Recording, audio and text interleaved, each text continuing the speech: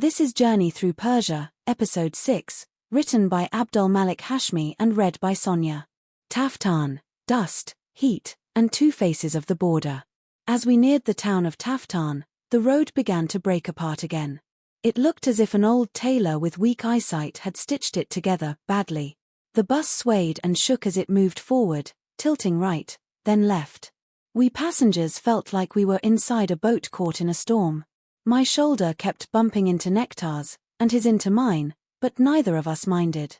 Lena, who seemed used to the disorder of Europe, sat half asleep, unaffected by it all. It was the month of July, and the earth around Taftaan was burning hot. We had crossed into Pakistan's border town, Taftaan. It stood on the edge of the desert, a sad and empty place where the only sign of life was dust swirling in the air. There were no proper streets, no real shops or hotels. However, we saw small huts dug a few feet into the ground, covered with tents. It seemed the earth itself had tried to protect the people from the heat. Inside those tents, they served and grilled organs, liver, kidneys, and lungs fried in sheep fat. The strong smell filled each tent. I peeked inside one of the huts, but quickly stepped back out. Nectar and Lena looked like they would rather sit somewhere else too. "Come in, sir. It's an air-conditioned hut," Balochi restaurant owner called out. I looked carefully.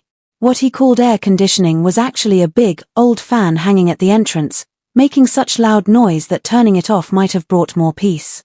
"We have special Balochi goat liver," another vendor insisted. He looked a bit like the goat himself. "Is the goat or Iranian?" I joked. "The goat belongs to God," he replied with a smile. "But it was slaughtered in Taftaan. It's halal and pure, 100%. Nectar glanced at the menu, handwritten with a black marker on the edge of an old newspaper. "Kidney kebabs. Spiced lungs. Special dish in sheep fat."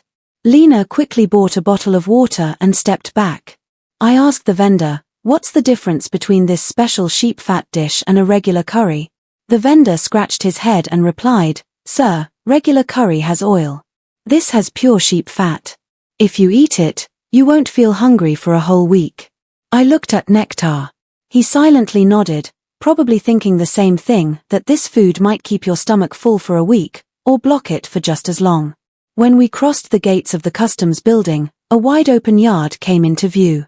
Across it stood the Iranian border building, where a large message was written on the wall. "In the Islamic Republic of Iran, Shia, Sunni are close and live as brothers." The words of Imam Khomeini seemed to float in the air. And that was the moment we began to notice the difference on the other side of the border. The Iranian border post was clean, tall, and organized.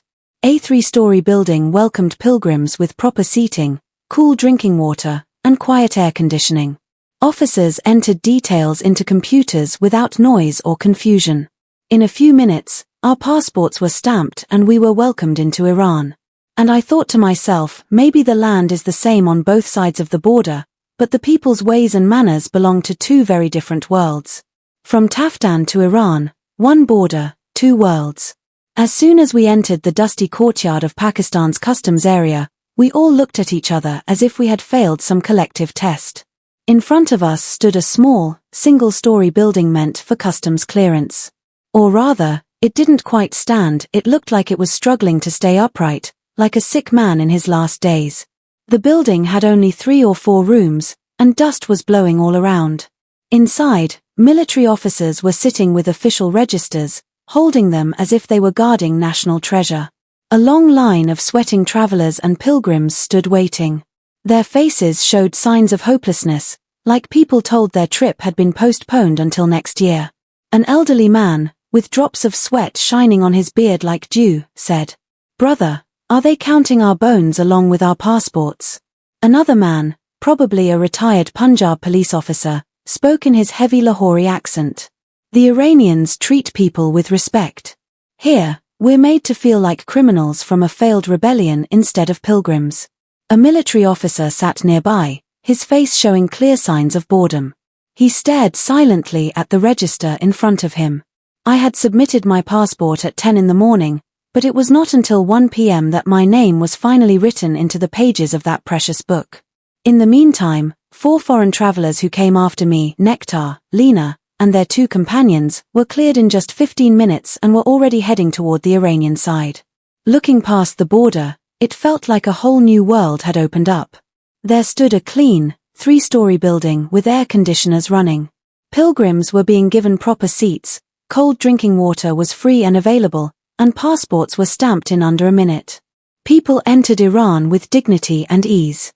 On our side, however, a small bottle of water that normally cost 5 rupees was being sold for 30, as if it were a banned item being traded on the black market. A young man, likely traveling for the first time, said in frustration, "What kind of border is this where it takes 3 hours to leave and only 3 minutes to return?" The old pilgrim, with a traditional tone, replied, "My son, this is land where we are treated not as travelers, but as suspects. On the other side, they treat us as human beings." This was during General Musharraf's rule. The military officers claimed they were investigating people, trying to stop criminals. But who were the criminals? The pilgrims who came from Punjab and Sindh to renew their faith? The old women fainting from the heat? Or the dozens of people sitting on the ground, waiting patiently for their turn? Travelers looked at each other in disbelief. Some sat under the shadow of the gate, some lay down on the hot ground, and others tried to buy a water bottle, still priced at 30 rupees, sold politely, as if that added to its worth. Taftaan's Grand Court, a traveler's trial. It was a July afternoon, so hot that even the sun seemed tired of shining. The ground in the courtyard of Pakistan's customs office was dusty. People stood or sat in the corridor, waiting. The military officers were busy with their registers, as if they were still following the same procedures used during the partition in 1947, stretching out everything far beyond what was necessary. There was an old wooden table, with an inkpot and a pen on top. Behind it sat a serious-looking government officer with furrowed brows. His job seemed simple, to ask every traveler at least 30 questions, just to decide whether they were true pilgrims or something more dangerous, perhaps a spy, a smuggler, or at the very least, someone with suspicious amounts of sweat. When my turn came, it felt like a courtroom had been set up. A tall officer, with the expression of a man who had just survived a long philosophical debate, began flipping through my passport. Then he asked calmly, "Why are you going to Iran?" "For sightseeing," I replied. "How many days will you stay?" "A few days." "Have you ever spoken to a foreigner?" "Yes," I said. "Just 5 minutes ago in the bus, with Nectar and Lena." Hearing this, the officer sat up straight, as if he had just discovered an international plot. He shut his register, took a deep breath, and reopened it. That simple motion somehow took 15 more minutes. The officer gave me a long look, the kind you give someone who just confessed to a crime. Then he picked up his ballpoint pen and began writing my name in the register as if he were casting a spell. The pen moved slowly, like it was writing out some ancient philosophy. If Socrates had been watching, even he would have grown impatient. Nectar and Lena were already across the border, waiting for me. But time seemed to stand still. When I saw their faces, I knew they were at the end of their patience. They wore the look of free people held back by an unmoving machine. I pointed gently toward the Iranian border and told them, "You don't have to wait. Go ahead." Next to me sat an elderly man, exhausted from the heat. When it was his turn, the officer treated him as if he were a character from a spy movie. "What's your father's name?" "Son, I'm a grandfather myself. My father passed away long ago." "What's your father's name?" The old man gave the name, clearly annoyed. "Mother's name?" "She passed away too, sir." After 3 long hours, my passport was finally stamped. That stamp felt like a signed treaty, so rare and valuable that it demanded a moment of silence. I took my passport and looked back. There were still dusty files, the same slow process, and the same idea that crossing a border must be difficult to remind you of your love for your country. As I entered the Iranian side, it felt like stepping into a different world. Portraits of Imam Khomeini and Ayatollah Khamenei hung on the walls, as if witnessing the moment. One side of the border welcomed travelers with dignity, the other had made them wait as if they were being punished. And just like that, I entered Iran. Abdul Maalik Hashmi, bringing every journey to life.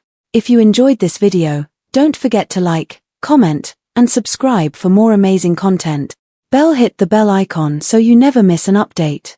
Your support helps us create even better videos. Rocket sparkles. Thanks for watching. See you in the next video.